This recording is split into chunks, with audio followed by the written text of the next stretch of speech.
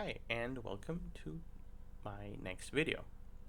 So this time I wanted to cover another character in the Game of Thrones show. The show that me and my wife have finished watching a few months ago. And I still have some thoughts on some of the characters from the show, Jon Snow, and I wanted to cover it in this video. So in this video, basically, I wanted to go beyond the whole power dynamics aspect, the crowns, the dominance, the inheritance of the show, that and the inheritance that has been mentioned and hinted on in the show and later revealed at some later points. How a lot of characters discuss it and so on, and go deeper into that whole aspect. And of course, just like with the rest of my previous videos, full spoilers ahead, and just as a warning, of course, because I'll be talking about some crucial moments in the show. And in this video, what I basically want to go beyond all of these aspects and the first layers of the show, and go and talk about the honor, the duty, and in the whole survival thing in this world that doesn't always maybe make sense in this show. So grab a seat, hit that like button if you're excited, and let's get into it. From its opening movements, Game of Thrones frames Jon Snow as a character shaped not by entitlement but by exclusion. His identity is forged in the cold space between belonging and inheritance. When the Stark children discover the direwolf pups, Jon instinctively removes himself from the count. He says, "You have 5 true-born children. The direwolf is the sigil of your house. Your children were meant to have these pups, my lord." In that quiet subtraction, he internalizes the logic of Westeros, that bastardy is not just a legal category, but a social sentence. Jon carries the surname reserved for those unlucky enough to be born with no name of their own, and the series repeatedly reinforces how deeply he accepts that designation. At the Winterfell feast, he sits among squires instead of at the high table because Lady Stark fears his presence might, as she says, insult the royal family. It is there that Tyrion Lannister offers a philosophy that becomes foundational. Never forget what you are. The rest of the world will not. Wear it like armor. Then it can never be used to hurt you. That armor is not ambition, it is renunciation.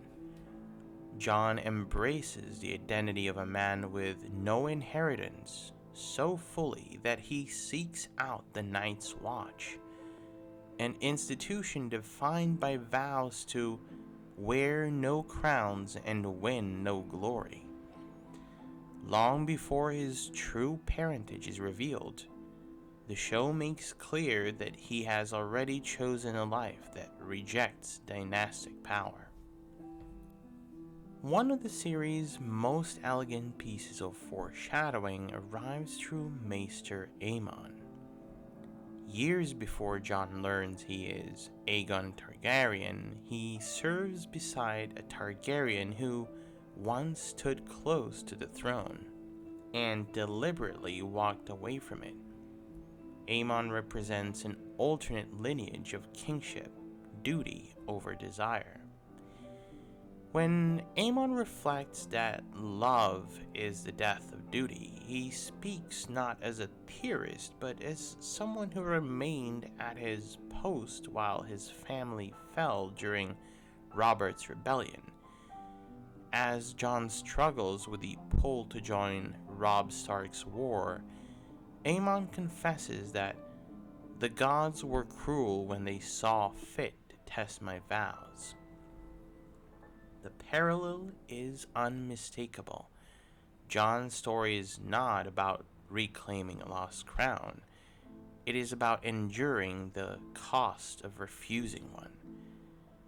Aemon later advises Jon to kill the boy and let the man be born, a line often read as a preparation for rule. But the context here matters. It is counsel aimed at shaping him into Lord Commander of the Night's Watch, not King of the Seven Kingdoms. Aemon, the Targaryen who refused the throne, becomes the quiet blueprint for Jon's path. Service at the edge of the world, not sovereignty at its center. If Aemon provides the philosophical mirror, Jeor Mormont provides the practical education. Under the Old Bear, Jon learns that the political theater of King's Landing is a distraction from an existential threat. When dead men come hunting in the night, do you think it matters who sits the Iron Throne? Mormont asks. And the question reframes the entire series. By appointing Jon as a steward, Mormont signals long-term intent. You want to lead one day? Then learn how to follow. This is not grooming for monarchy. It is preparation for command in a war that transcends banners. Even after Ned Stark's arrest and execution, Jon ultimately returns to his oath, declaring, "I am yours, my lord, your man. I swear it. I will not run again." That decision marks a turning point. Jon consciously steps away from the gravitational pull of dynastic conflict and toward a responsibility of being the shield that guards the realms of men. The great war against the dead, not the Game of Thrones, defines his purpose. Later, the narrative tempts Jon with legitimacy. Stannis Baratheon offers a transformation with a stroke of a pen, promising he could, as he says, rise again as Jon Stark, Lord of Winterfell. Jon admits it was the first thing I ever remember wanting, and yet he refuses. His reasoning is simple and revealing. If I don't take my own word seriously, what sort of Lord of Winterfell would I be? The line captures the moral architecture inherited from Ned Stark. Honor, not ambition, shapes his choices. Even when he is elected Lord Commander and later crowned King in the North, the power comes to him rather than from him. He does not see the titles. Others believe in him. When the Northern Lords proclaim him king, he responds not with triumph, but with realism. I never wanted it. I never asked for it. But I accepted it because the North is my home. Leadership for Jon is an obligation. Daenerys Targaryen's arc sharpens the contrast. She grows up in exile with a singular conviction. I was born to rule the Seven Kingdoms, and I will. Her relationship to power is rooted in birthright and destiny. Jon's is rooted in reluctant necessity.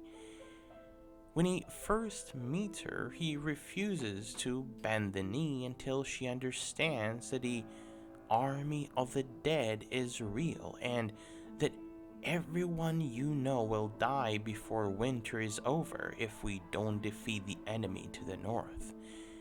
Even after learning he is Aegon Targaryen, the true heir to the Iron Throne, his response is not exhilaration but dread. To Varys, he states plainly, "I don't want it. I never have." Varys insists that men decide where power resides, arguing Jon would be a better ruler. But Jon remains loyal. "She is my queen." His refusal to assert his legal claim, even when pressed, confirms that the crown was never the end point of his story. The series closes by returning Jon to where he began, outside the circle of power. After killing Daenerys to prevent a reign defined by fire and blood, he's judged once again as an outsider. Tyrion argues that rulers will not be born, they will be chosen to serve the realm, and elevates Bran instead. Jon's sentence to the Night's Watch functions less as punishment than a restoration. At Castle Black, he reunites with Tormund and Ghost, leading the free folk back into the real north, as they say. Bran reassures him that he was exactly where he was supposed to be. Jon Snow's arc resists the fantasy cliche of hidden royalty ascending to glory. He begins as a man defined by exclusion and ends as a man who consciously inhabits it. Protector rather than possessor, servant rather than the sovereign. In a story obsessed with crowns, his destiny was always about survival, not supremacy. And that's a wrap on Jon Snow's journey, from outsider to protector, from exile to the edge of the world. If you enjoyed this deep dive into his story and the choices that define him, make sure to hit like and subscribe for more videos like this. Drop your thoughts in the comments. What moments of Jon's journey stuck with you the most? Thanks for watching, and I'll see you in the next one.